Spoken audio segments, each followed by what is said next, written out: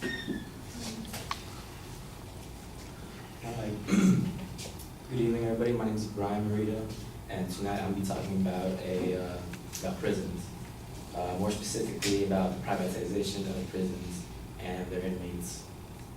Now, about the privatization of prisons, that's basically when prisons hire companies and private companies to do their work for them. Basically, like providing laundry services, food, and healthcare to these prisons. Basically, they're just hiring these companies to do their work for them. And, while this may sound, the reason behind prisons hiring these companies varies. It could be to save money, or just because they don't want to do the work. But regardless of these prisons' intentions to hire these companies, it's going to affect the inmates of these prisons, regardless of their intentions. So my claim to you all tonight is that America's privatization of prisons severely affect the living conditions of prisoners.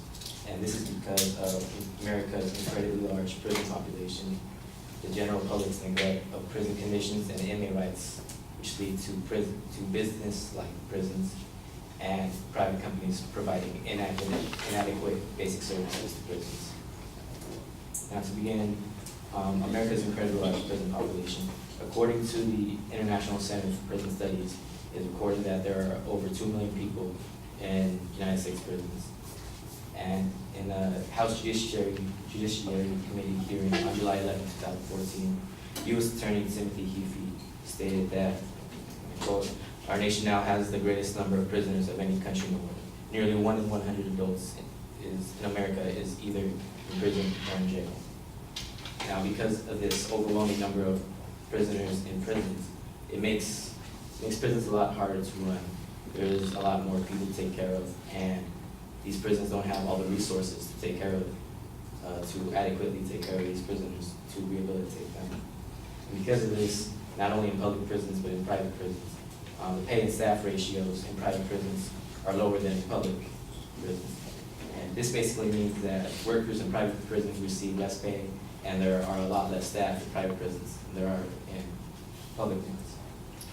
For instance, according to the U.S. Department of Justice, in a Mississippi youth facility, there were 2 officers, staff officers in prison, who would be responsible for up to 128 to 256 inmates at a time.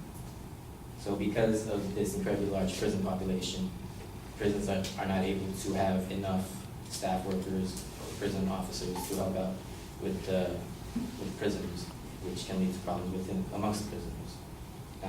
My next point is the general public's neglect of prison conditions and inmate rights, which lead to business like prisons.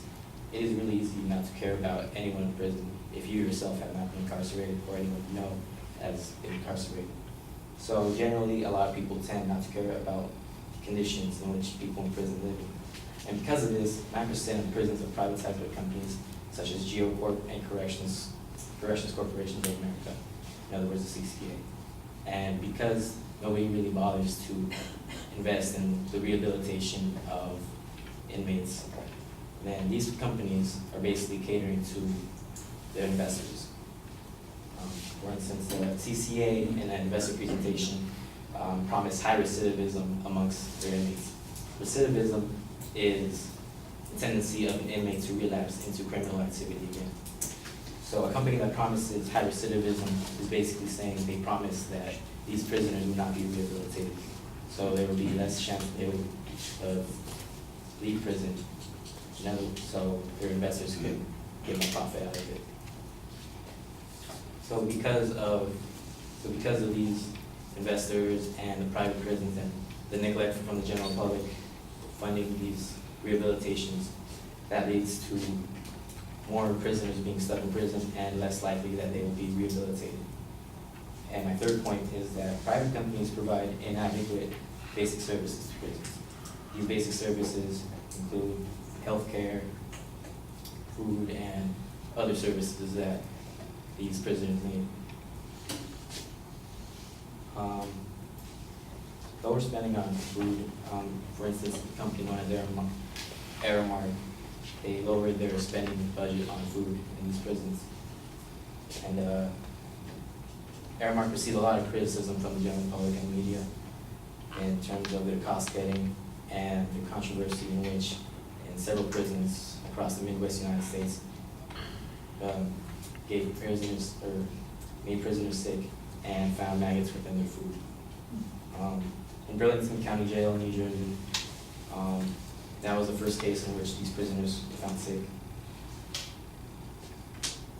sick because of the maggots found at a different institution in Michigan. And not only in this institution in Michigan were the maggots found, but in 2 different Ohio prisons was where these maggots were found. And these two prisons in Ohio sued Denmark for $500,000. And lower spending on prison healthcare. In particular, the state of Arizona reported higher death rates in the year 2013. According to news sources, there have been 50 deaths in Arizona Department of Corrections custody in just the first 8 months of 2013. That is a dramatic increase from previous years. The Arizona Republic reported 37 deaths in 2011 and 2012 combined. And also public spending, or spending from these companies on prison healthcare has also dropped over to $30 million. Medical staffing levels plummeted in healthcare spending in prisons dropped nearly $30 million, according to the same source. So aside from also lowering these costs or lowering their budget in healthcare, an effect of this happened to an Arizona woman who was in prison also, who had a C-section. According to her, because of the low budget these prisons had to treat her C-section, she quoted, "This would be to pack it with kitchen sugar." We're talking about sugar that you get from because they donate from McDonald's, from Burger King, you know. They're standing there ripping open these little packets of sugar and filling that in. I called my brother, who's a doctor, and I said, "Sean, they're talking about pouring sugar into it. Have you ever heard of this?" So basically, in these prisons, actual doctors within these prisons would give this woman who had a C-section to treat her C-section with basically just table sugar. Now this is just one case in which an inmate received inadequate care because of the low spending that these prisons are giving. And all these come.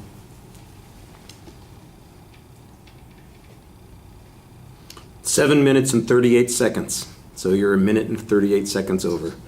Finish up as quick as possible. And because of the large prison population, the neglect from the public and private companies, inmates living conditions are really negative because of these conditions.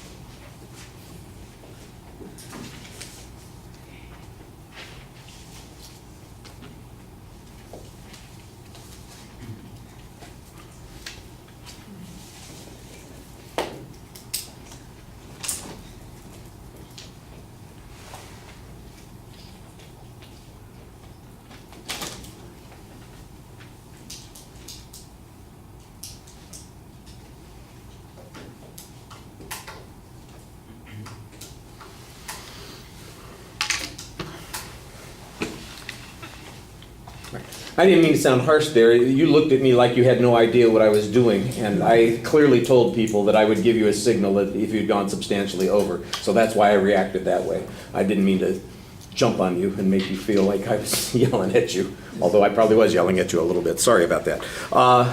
The topic identification is okay. I think you could probably do better with maybe use one of your examples that you go into as the attention device so that we know why there's controversy on this.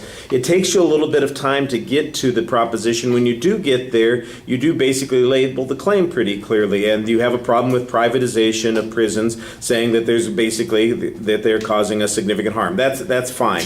The signpost on the first point was clearly labeled in the body of the speech, but the material was not very well previewed at the beginning of the speech. I think it needs to be a little bit sharper. But in the body of the speech, I thought you were doing a good job on that.